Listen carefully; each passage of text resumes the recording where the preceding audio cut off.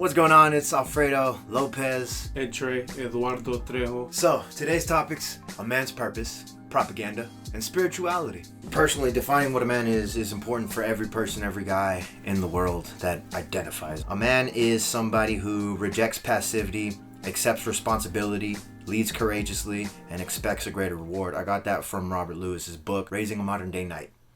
What's your take on it? A man's purpose? Mm-hmm. I think it's all about him being able to confront himself, meaning all the struggles, everything he deals with on a day-to-day basis. Whether he's married, he's single, there's things that each man struggles with in this life we live in the modern times.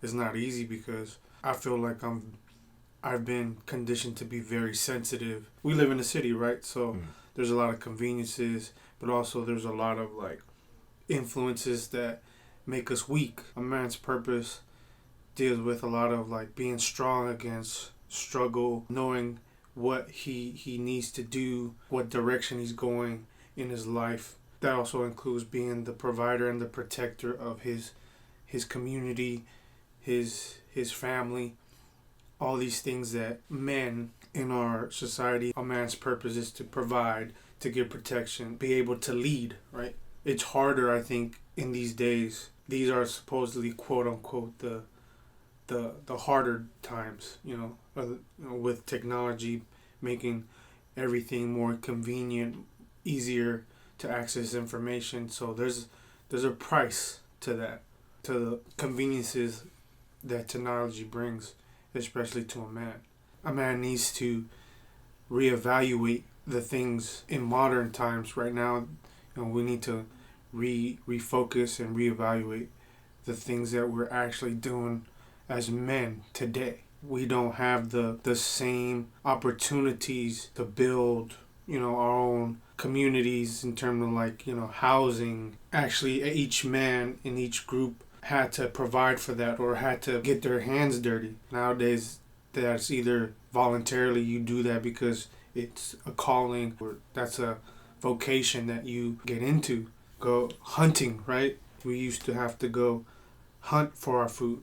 Nowadays, go down to the grocery store and that's it. All these things have been stripped away from men before we would have to do on a daily basis. Is that what you mean by forcing instead of having things so-called solved for us? I think there's a way we could reintegrate ourselves, intentionally do these things somehow, practice these things somehow, go into nature more. I believe, being in let's say the concrete jungle, like they call it, like we live here in the city, it really weakens us. It really takes us, we're not in tuned anymore with how we used to be with nature. Back in the day, we didn't need the weather channel. The weather channel tells us when it's going to rain, when it's going to be sunny. Back in the day, you used to have elders could read the weather, just by feel. It was more natural and intuitive. Intuitive, yeah. So we've lost our intuition. Well, for me, I was thinking to share about, this book, Way of the Superior Man. Check it out. It talks about football. People with masculine essences become insanely emotional during this ritual of challenge and release from constraint into freedom. Me being part of this family, we support the 49ers. It is a ritual. Sundays. Spiritual.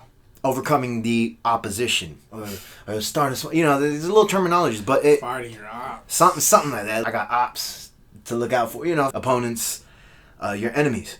They may not be your actual enemies, they're playing the part of your enemy. That's why negativity is so easily shared, because you're fighting resistance. I'm quoting, "The masculine is always seeking this release in one way or another," talking about emptiness is akin to a blissful oblivion. He's talking about death. You're building tension and you're looking for that release, that moment of ecstasy, of freedom, death-like peace, and emptiness akin to a blissful oblivion. He also goes into war, violence, aggression. That's why football is so aggressive. So why are mostly men into that? A man's purpose. What is a man's purpose? You got to figure that out for yourself as well. For me, it is always looking for the aha moment, right? We both like to talk. We both like to figure things out. We like to make sense out of things. A desire in men. Few men ever release themselves enough to relax in this depth of freedom because they are afraid of absolutely no stress. Well, that's what I was saying, right? Like, Mm-hmm. you know, how we deal with stress, how we deal with our struggles. What are we accustomed to? Usually turn to drugs, alcohol. And that's the easy way out. Sex, even. Mm-hmm. You know, Mm-hmm. a lot of sex addiction, porn addicts. For sure. You know, I've experienced that in my life, and trust me when I tell you, like, it led me nowhere. It just dug deeper into an abyss that, you know, it's hard to come out. All of this is for us to transcend.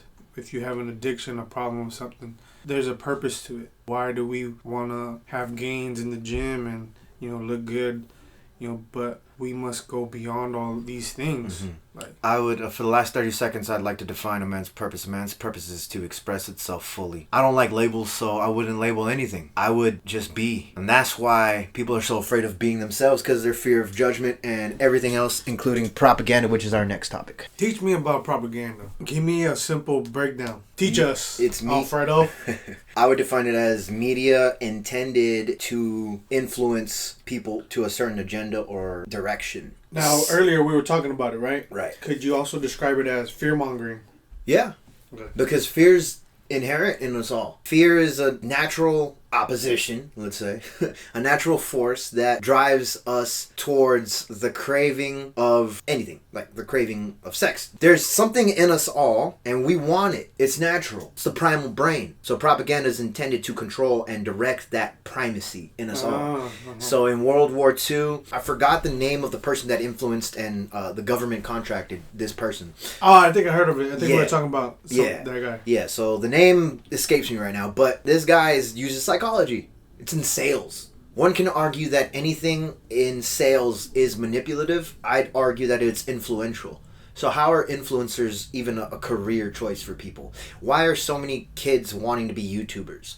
Because they think that it's easy. It's not easy. There's a lot to it. Nothing in this life is easy. So propaganda... It comes natural to certain people. I think it does. What we were talking about before, like, we would record before, like, it seemed kind of robotic and we weren't being ourselves, or we were trying to be something else rather than ourselves and our natural selves talking and conversating. So our own voices could also technically be considered propaganda. It's the little voice inside of us that fears things, fears change, fears progress, fears being judged, fear of all that stuff. It's our own mental propaganda against ourselves, ironically. I don't know, maybe everything could be considered propaganda. Some people misinterpret spirituality, which is like our topic, but something that I can take from that is the desire to control people, the desire to limit people, to keep people asleep. That's why the Matrix exists, right? That's why the sense of, oh, they, who are they? You can define it as us versus them mentality.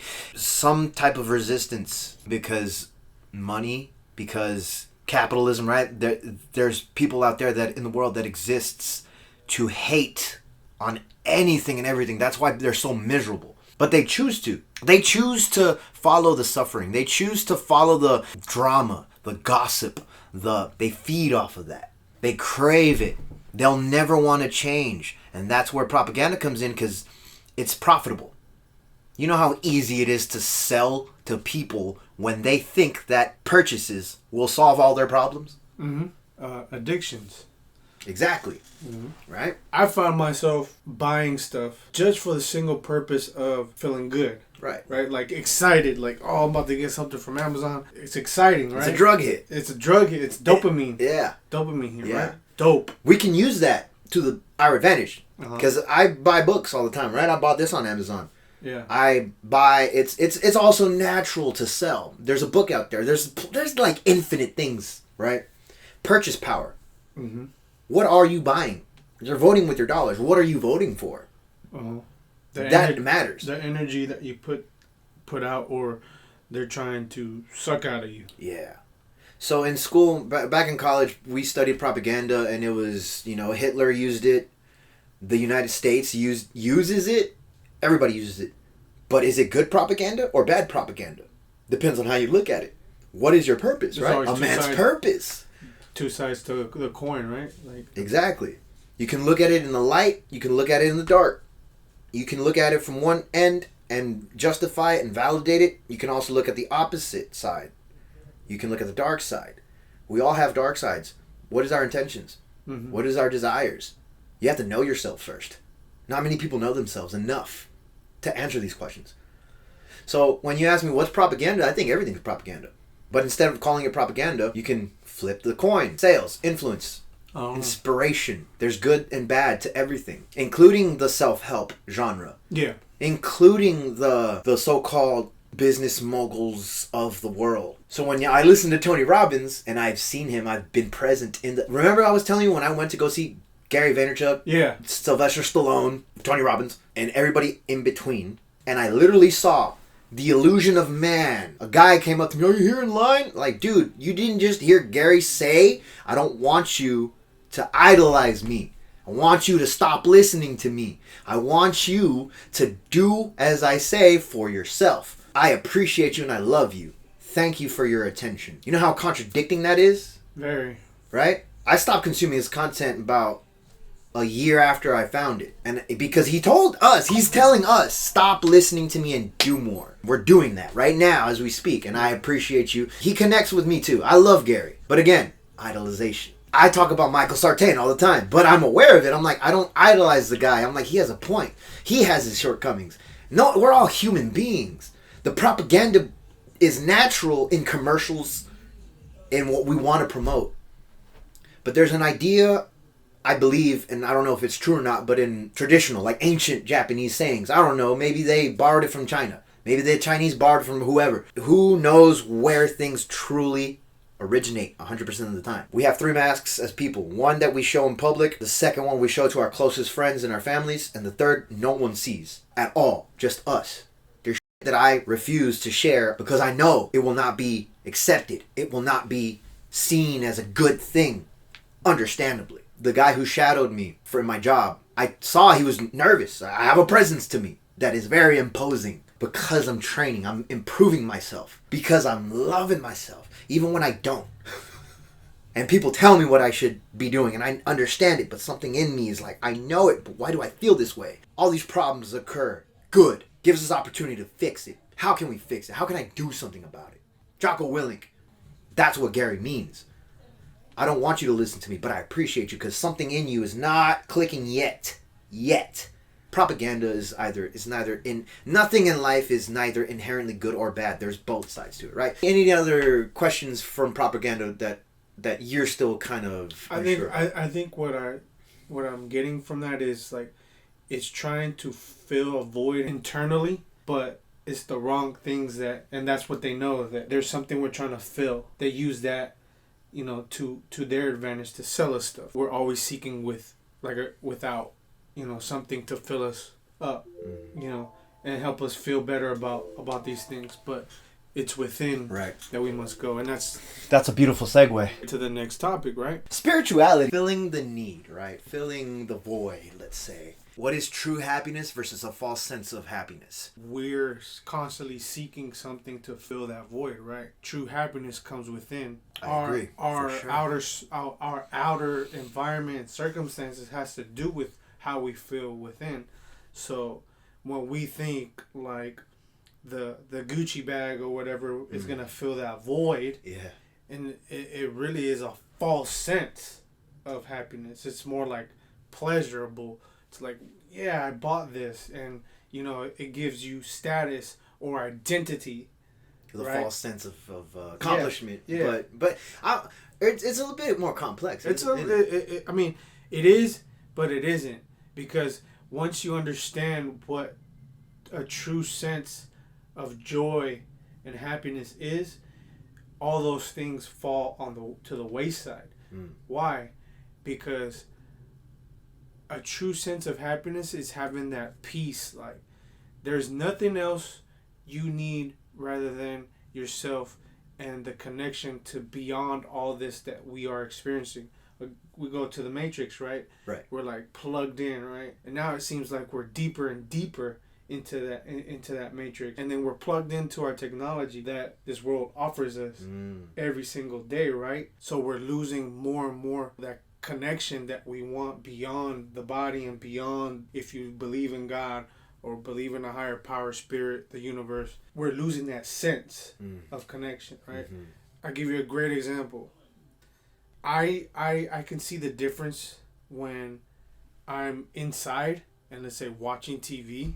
It gives me this false sense of happiness, like the dopamine hit we were talking about earlier, right? Mm-hmm. Like, oh, like, we're watching TV, watching a good movie, Mm-hmm. and it's nothing wrong with that, right? But then it becomes a problem. Yeah, what does it leave you with? Right. What does it leave you with? It leaves you with wanting more. So you got this insatiable thirst for that. I get it, especially one who consumes content like a across the board, right? Like red pill, I don't agree with all of it. Religion, I don't agree with all of it, but I do believe in God. I believe in a higher purpose. I believe in a higher being, a state of consciousness and awareness that is unquestionable, in my opinion. I don't label myself as Christian. I don't label myself as Muslim. I don't label myself as Buddhist, but I love learning from it because these are mentors. These are ancient mentors. I do believe this, by the way. Like, I accept Jesus Christ. But my understanding of my version of it, people argue with me all the time. It's not dogmatic. It's not dogmatic. For me, it's not dogmatic. It's more unorthodox, right? Right. Maybe this is an insane stretch and reach, but I follow my own religion. You don't even have to call it religion. Right. Just follow your own path, right? So, like I was saying, so you have this insatiable thirst for more. Correct. And it will never end. It's limitless. Never. So this is what causes you to fall into an addictive behavior. You feel guilty afterwards because you know there's a higher purpose. You know there's something beyond all that, and then you feel guilty. And what do? You have no other way of fulfilling that void. It's the cheap. It's a dopamine cheap, hits. There's good dopamine hits, and then there's cheap dopamine hits. Compared to, like, today, I was outside cleaning up the yard with my family, and I could tell you, being outside gave me this sense of peace and fulfillment. Cleaning up the backyard, pulling out all the weeds, getting that sunlight. It's awesome. Doing, it's beautiful. Being amongst your community. The whole group has this one goal, feel this deep sense of connection, not just to them, but to something beyond, higher. A spirit. So yeah, so you feel like there was nothing else that I could feel like I needed in that moment or after to make me feel good. I felt fulfilled. I felt like I did mission accomplished. Mission accomplished. And I was thinking while I was doing it, like, man, I'm grateful for this moment because I can see the difference. I used to be on a couch potato, boob me too. I used to do that, playing video games, all that, and it just didn't. It was good in the moment, but it was like finite. That thing just went away, and then you're like, like I need more. Feel so anxious. I used to be addicted to weed. I would always 24/7. Yeah, me 24/7, always. Same things like. It's that cheap dopamine hit. But when you have this deeper connection with nature, right? You go into nature. Outside, being outside in the sunlight, it really, like, regulates you, right? Instead of this artificial lighting. We live in these modern times, and it's going to be very, very hard to get away from these conveniences. So I say this, there has to be a balance. We have to find a balance between the modern times that we live in and how we used to live. You can't go to the forest, okay, go walk outside. If it's raining, I understand. There's still umbrellas, right? There's something good. Seek the good in every aspect. Yeah, go to the beach, situation. Go to the park, go, I don't know, wherever there's nature, there's trees. Helps us become more connected spiritually, what's beyond all this. You got to change your environment to change something. Yeah, and you'll find that the things that you thought fulfill you don't. And then I believe that the more you are deeper connected, you'll be able to easier get the things that make your life more convenient, or you just figure out that you just don't need those things anymore. Transcendence. Yeah. That's what we really want is transcendence. You want to live to the point where you don't need these conveniences.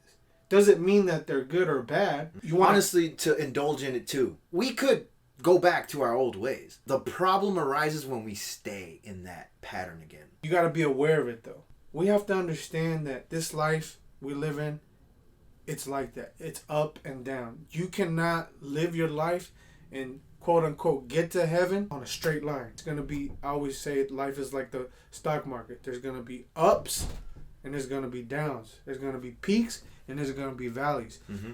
Depending on how you've been conditioned and how you live your life, it takes experience, but how you react when things are not looking good for you, and how are you preparing yourself when things are good. Those two scenarios are very important to understand. There's a good side and a bad side to these things, because if you're comfortable on the top, the peak, and you think like that's gonna last forever, when the bottom comes, you're gonna get blindsided. Blindsided by those things, because you weren't expecting it. Everything has its ups and downs, so be grateful and prepare for the next dip. Right. Wise man once said, even when I have all these millions of dollars, it's not always keep going. The simplest thing ever, but the toughest thing. Like always, thank you for sitting with me and making something legit. I really like that cap. Oh, you like this? Yeah. This is my brother's company, Trejo Mental Performance Coaching. He's coaching semi-pro and amateur golfers right now. This has been a great session. My name is Alfredo Lopez. AM Lopez Productions. This is Eduardo Trejo, Ed Trey for short. Love y'all. We'll see you on the next one. Peace.